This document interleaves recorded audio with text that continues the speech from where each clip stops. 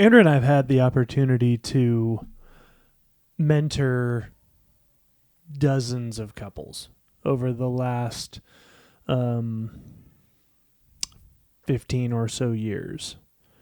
And one thing that I find to almost universally be the case is that couples want to know, hey, we realize we're in a bad way. We want things to get better. How do we make it better right now? Mm-hmm.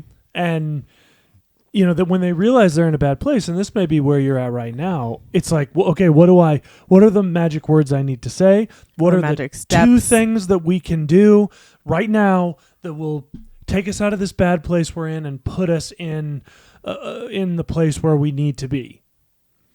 And we're here today to help refocus that out of this modern have it your way right away, order it today, have it later this afternoon, get you out of that mindset with regard to marriage and into a biblical mindset of cultivating a marriage that is godly rather than acquiring a marriage that is godly. Let's get into that.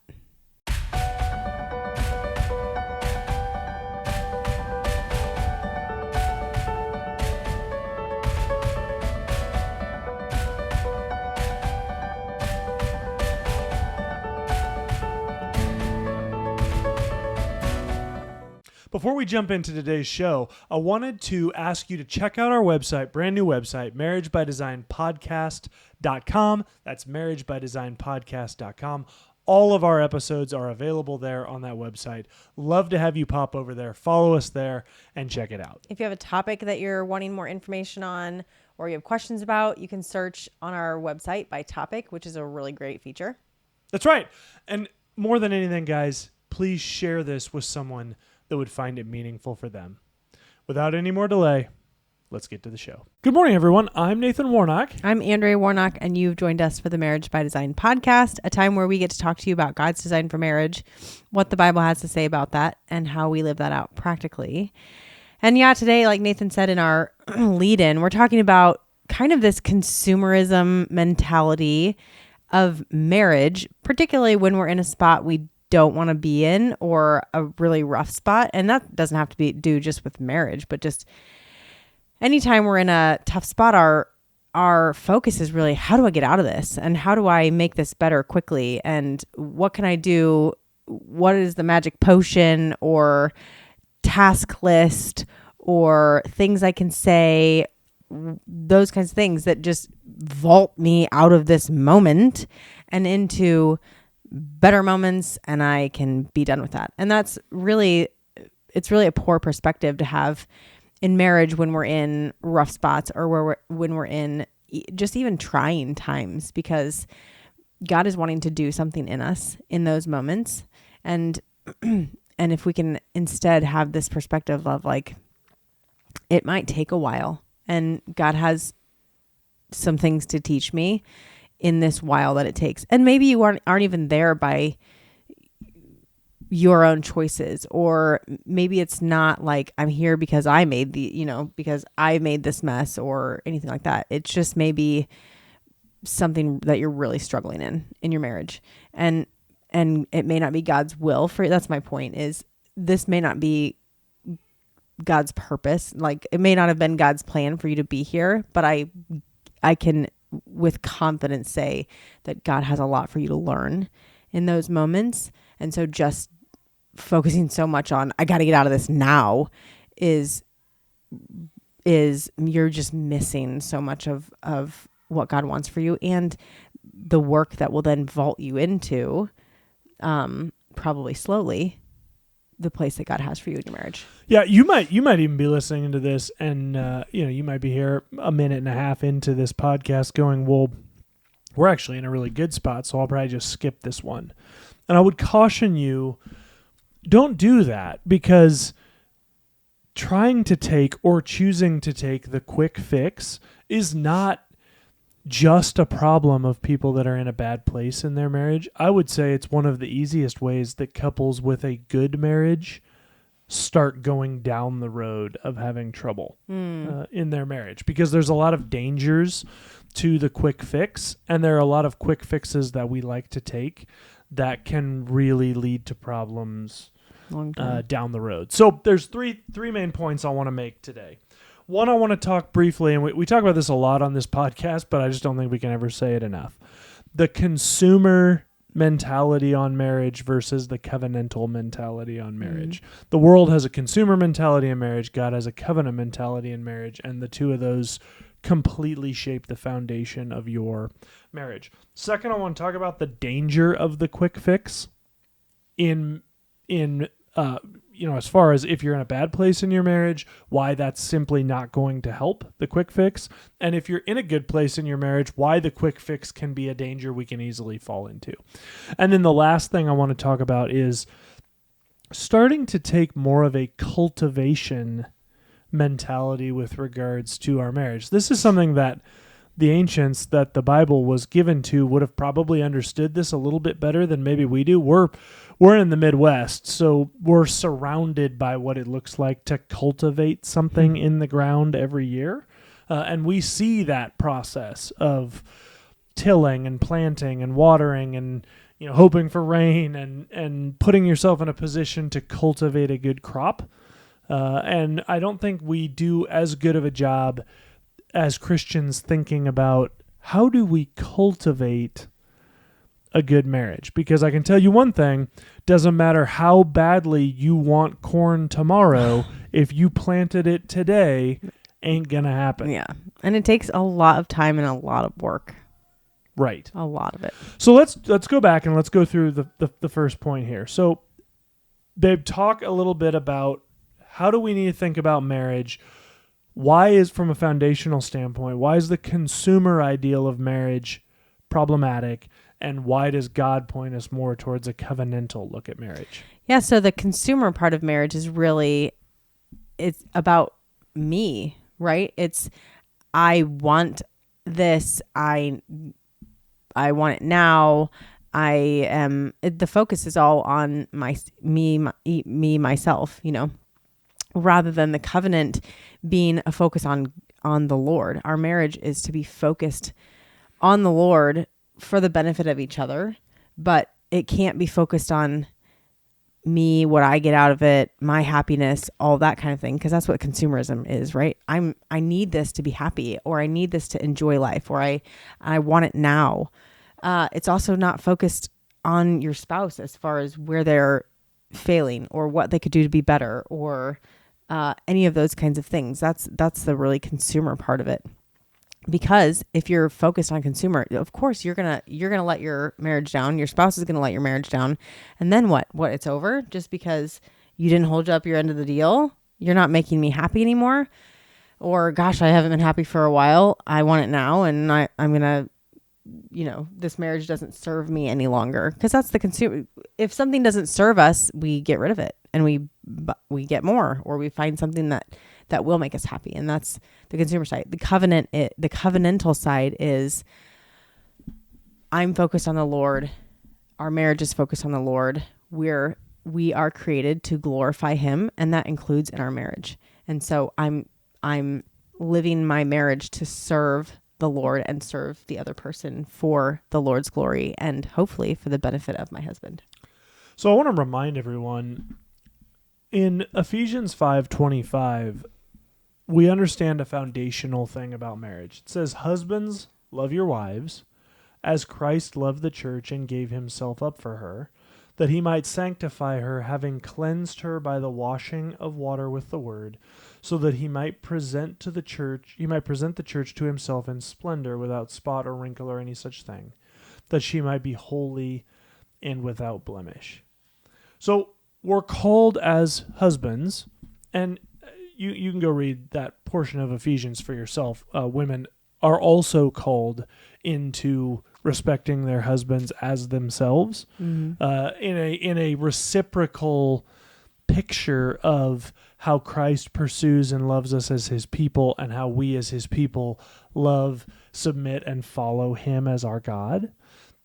But I want to tie that to a verse we don't talk about oftentimes, but I think it's important with regards to thinking about where we're at right now. This is in Philippians 2. We see this really deep theological verse about Jesus and the choice that he made on our behalf. So starting in Philippians 2 verse 1, it says, "So if there's any encouragement in Christ, any comfort from love, any participation in the Spirit, any affection and sympathy, complete my joy by being of the same mind, having the same love, being in full accord and of one mind." This is Paul speaking. Then he's writing. Then he says, "Do nothing from selfish." Now this is where we're getting into what Andrea just talked about. "Do nothing from selfish ambition or conceit, but in humility count others more significant than yourselves.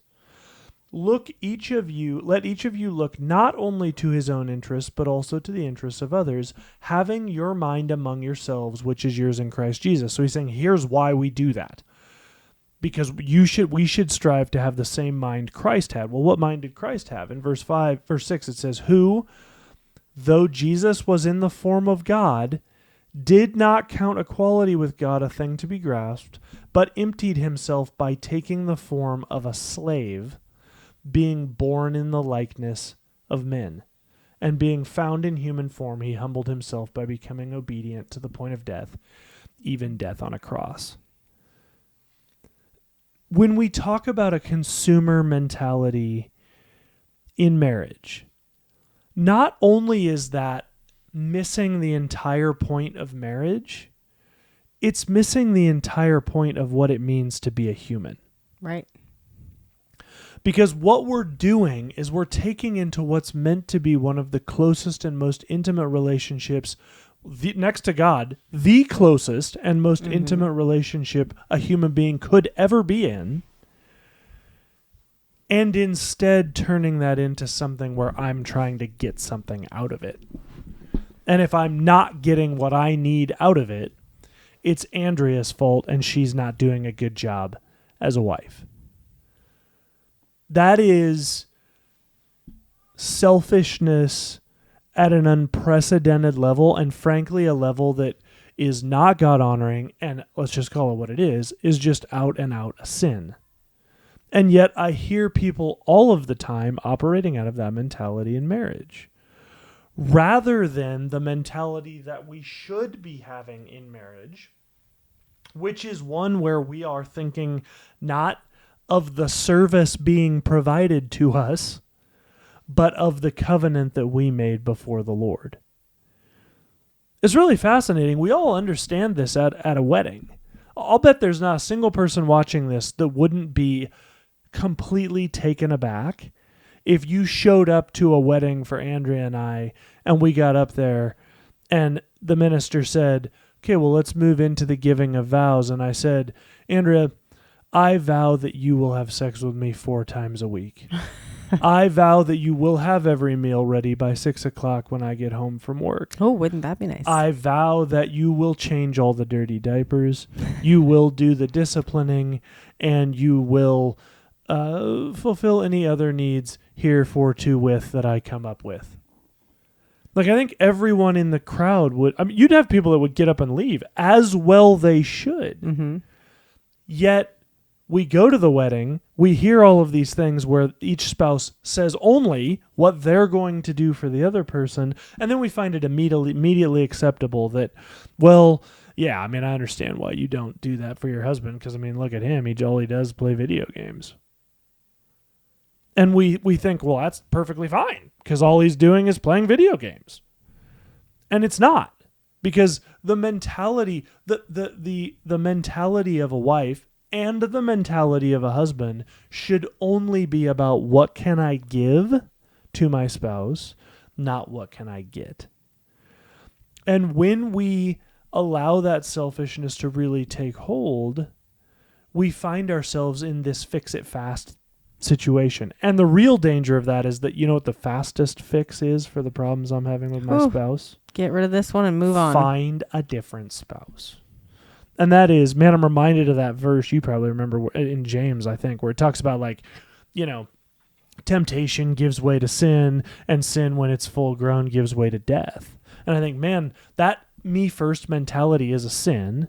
And when it's full grown in marriage, it gives way to the death of the marriage. Right. And with it, a death of the part in your kids that can never be brought back to life. In that betrayal and that hurt. Not that God doesn't protect our kids if we go through that, but something does die when we put our children through that, and when we put ourselves for any through sin, that. there's always death with Exactly. sin. Yep. Right. So don't allow this consumerism mentality to take root in your heart. That's our first point. The second point is the danger of this fix it fast mentality. So I want to break this part, babe, into two pieces. The first one is the why fixing it fast doesn't work for a marriage that's on the crazy cycle, a marriage that's in a bad place. Could be because there was an affair, could be because you just have been kind of spiraling down, could be any number of sinful things, good grief, that got you into this place. Why is this fix it fast mentality, one, not going to work, and two, dangerous in that situation? So think of this as like a house flip. There's a house that's a mess that you choose to buy, and you can certainly do the work really quickly and do some shoddy work and make it look on the outside for a while like this house looks good. From the outside and the inside. You outside, oh my gosh, yeah, it's been rehabbed, looks great. I go inside, I walk around, wow, this looks great. But as you live in that house for really any length of time, you will start uncovering shoddy work. And there will be problems that crop up. I have a friend who bought a flipped house and realized they did not do a good job. And things just keep coming up and keep coming up and keep coming up. And she has to keep dealing with them as she finds them, and then more work has to be done than if it had just been done right the first time. I think of it often like that, like flipping a house to, choosing to do the work right the first time. And then, it's going to take you a long time. It's going to take a lot more work and effort and time and money and resources. But in the end, you have a house that's going to stand firm. It's going to be built on a good foundation. The paint's not going to be chipping every time you turn around. The floor, you're not going to step through a floorboard, all those kinds of things. It's going to be good work that's going to last. So that whole trying to just cover up the problems and moving on, it's going to come back. These things are going to come back and probably come back worse with more damage done than if we had taken the time now to invest in our marriage and allow God to do the hard work of, the hard work of turning that around. And really, like he did with our marriage, the Lord didn't tear it down. We tore it down with our own hands. But then he built something new. Right. And, yes, he did. And that took a lot of time. But he built something brand new. And it's a beautiful thing. And it's way better than it was before, and much better than we ever could have hoped, asked, or imagined. And it was worth the time, and it hurt. I mean, it hurt to do that. Yeah. It was worth it. Yeah, human beings are really complicated creatures, right? Sometimes we try to make ourselves seem really simple, but there are so many influences in our lives, situationally, family, circumstances growing up. There's just so many things. And part of the problem with the quick fix is you don't actually understand the problem. Mm-hmm. And your house analogy is a good one. I mean, we can look under the cabinet under the sink and see that there's a leaky faucet, and we can duct tape it, but that doesn't really help us to understand, well, really, what's the problem? And I think what so many couples really want is not healing and restoration. They want to stop the pain they're feeling right now. Totally. And unfortunately, doing the hard thing often means actually leaning into that pain. Yeah. Like, yes, there's been an affair, but why? Yes, maybe he got caught looking at pornography. Well, we can put things on the computer to band-aid that problem, but does that actually fix the heart solution there? I don't think that it does. Yeah, and you know what the beautiful thing of leaning into the hard thing is it's hard, of course, right? It's hard. But if you make a habit of that, those hard things, now however many years it's been, 12 years that it's been where we've leaned into the hard things day after day after day in order for the Lord to do great work. The hard things are hard, but it's not hard to make that decision anymore. Right. To, this needs to be worked on. We're going to work on it. And some of those have been long, even 15 years out.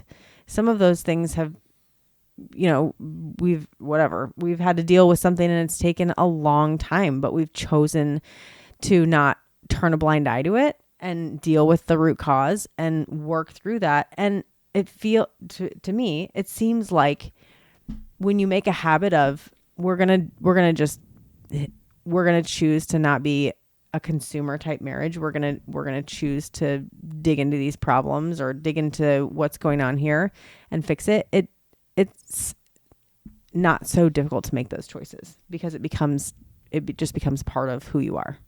Yeah, and again, the purpose of today's episode is really to inspire you to commit to the long term. Like, there are tons of practical, because you may be listening to this and going, man, I just came across this and I'm willing to commit to the long term. When are you going to tell me what to do? And I would say we have a ton of videos on our channel that talk about steps that you can take right now. The purpose of this video, I would walk away feeling like we got our message across if we just get a group of people that are like, I'm willing to recognize this is going to be a long-term thing and I'm in it for the long haul. Yeah. Because we really didn't take a lot of steps forward in our marriage initially, even after we had committed to restoration, to really turning our marriage over to the Lord, because, I think there was part of both of us that were like, okay, I want it. Like, I'm not seeing any steps. Like, it's been like 2 weeks and I'm not seeing any steps forward. There was also a lot of work that had to be done. And so, it felt for a long time like 2 steps forward, 5 steps back, 10 steps forward, 50 steps back. But there was a lot of work we had to do on dealing with our past, even our past before each other. Right. And dealing with a lot of things. And so, it took a long time. And there was a lot of complaining that we both did about, just feels like we're going nowhere, but the Lord is good, and he carried us through that and gave us some amazing blessings of hope in that time. Right. And you know what, had we not come to a place where we were willing to commit to this slow, gradual recovery, we would have missed the last 12 years of the amazing things that God's done in our lives, through our kids, through each other, in each other's marriage. But you're going to be tempted the whole way. Like, the temptation is take the easy fix. Mm-hmm. Initially that might be, go ahead and get it, go ahead and leave them, go ahead and leave her, get with that other girl that'll treat you better, that other guy that'll treat you better. Or just pretend. Yeah, or just continue to sweep things under the rug and act like there's not a growing pile of garbage underneath the rug. But don't do that. Please commit to doing the hard work. Yeah, the crazy thing is there's a growing pile of garbage underneath that rug that you keep tripping over, but you want to pretend like it's not there. It doesn't work. Right. You'll keep tripping over it. That's right. Okay. So then how do we, what do we mean when we talk about shifting to a mindset of cultivating marriage? I mean, marriage is something we did, right? We both got up, we said a few words, we were married. So cultivating marriage, man, we started doing a lot of research on what God says marriage is. That was a huge way of cultivating marriage. And we started talking to a very small number of people that we believed knew what marriage was according to the God's word. Yeah, and we didn't know that because they preached a lot on it. I mean, a couple of them we had heard them speak on it, but we knew it because we looked at their lives. Yeah, the way they and lived their it out. marriages were something I wanted to have. Yeah. Like don't And- you would never go to like. And the way they talked about biblical marriage was spot on. Right. So step 1, become a student of marriage. You know, if you don't really know where to start on that, that's okay. I'll tell you what, start. We don't know everything about everything. No. But we have studied a ton about marriage. So, and there's probably, I don't even know what by now, 300 videos on our channel that you could listen to where we talk about what we've learned about marriage. That will lead you to portions of the Bible where you can go read it out of God's own lips through the pens of humans that he ordained here on earth to give the message of the full breadth of the gospel, but also marriage directly to us through his word. Go there and start finding out for yourself, what did God design marriage to be?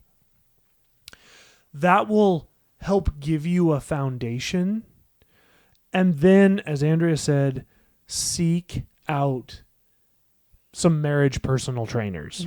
Yeah. Right? Like seek out some people where they are going to challenge you in uncomfortable ways in your marriage. That's what's going to cause growth.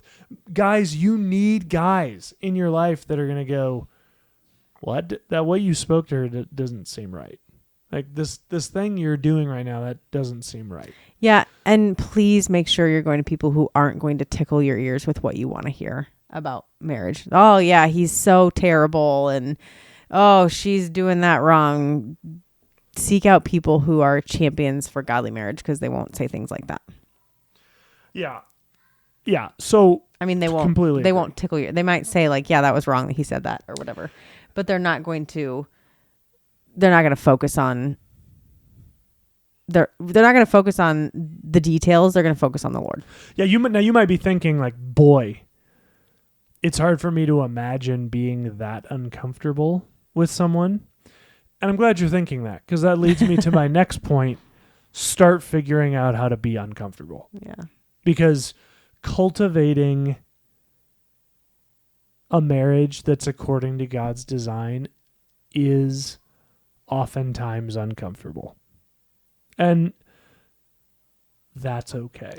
What do you mean by that? Like, are you uncomfortable in our marriage all the time? No. But there are plenty. I mean, Andrea and I go 100 miles a minute most of the time. We're both pretty high functioning folks. We have our hands in a lot of things that we believe the Lord's called us to. We're also raising 6 children. We want to be able to give them a growing up that is meaningful to them and pursue them in ways that are important to them. So we're running around a lot all the time, which is really hard for me because I kind of want to just snuggle up and talk about really deep things with Andrea all the time. So it's uncomfortable for me to be dragged apart from her.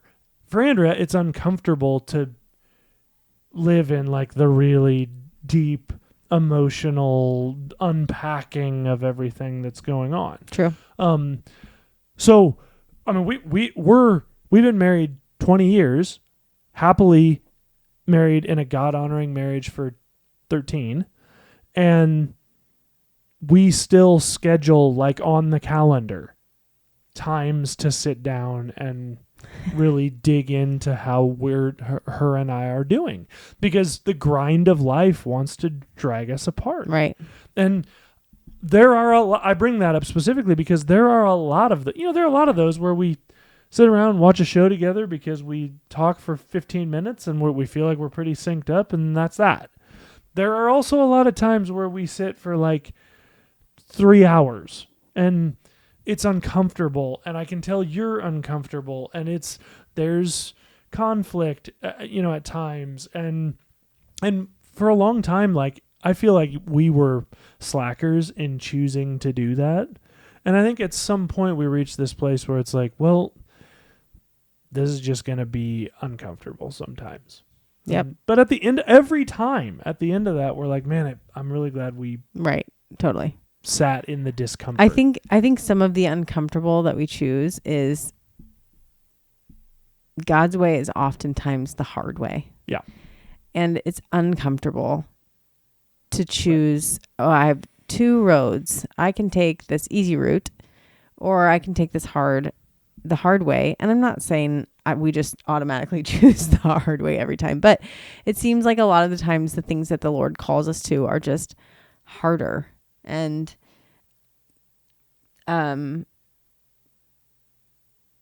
there's amazing blessing from that, but God's way is just uncomfortable a lot of times because we have to choose the Lord instead of choosing myself, or choose my spouse instead of choosing myself.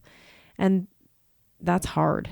And it's very uncomfortable because we're dying to self. Yep. And that death is hard. Yep. But it's also very fulfilling in a lot of ways too. Yeah. So here's the call to action as we bring this in for a wrap. Two things. One, really sit alone and think about, what is my attitude towards my marriage? How much time, even just take today, how much time yesterday or today did I spend thinking about what I ought to get out of this marriage instead of what more I can give to this marriage? Second, identify an area in your marriage where you and your spouse need to sit in the discomfort. Maybe it's just talking about something you both know you need to talk about and nobody wants to bring it up. Like, identify an area and sit down, the two of you, and set a time, get some ice cream. Everything's better with ice cream. And sit and just be uncomfortable together and choose to walk through that together. I know there are a ton of couples that listen to this podcast that have chosen to do this. Go pop over to our social media and put down what difficult stuff how you chose to get through the difficult things. Like a paragraph and a half about what you chose to do and what that looked like. For those couples that are listening to this and you're like, man, we're really struggling with that, you go find us on social media and read those stories. Right? Like, part of this podcast is I want to create a community where Andrew and I say oftentimes borrow hope from us. What we mean by that is listen to our story and realize that can be your story. That's the amazing thing. Unlike when someone wins the lottery and they're like, hey, you can win the lottery too. And we're all like, okay, well, that's dumb because hardly anybody wins the lottery. But in this case, I know for a fact God wants to give you the marriage that he's given to Andrea and I. Yep. He desires that. It's in his words. So believe that and take hope from our story. Take hope from the others who are willing to share bits of their story in a central place. And let's encourage each other to pursue marriage as God designed.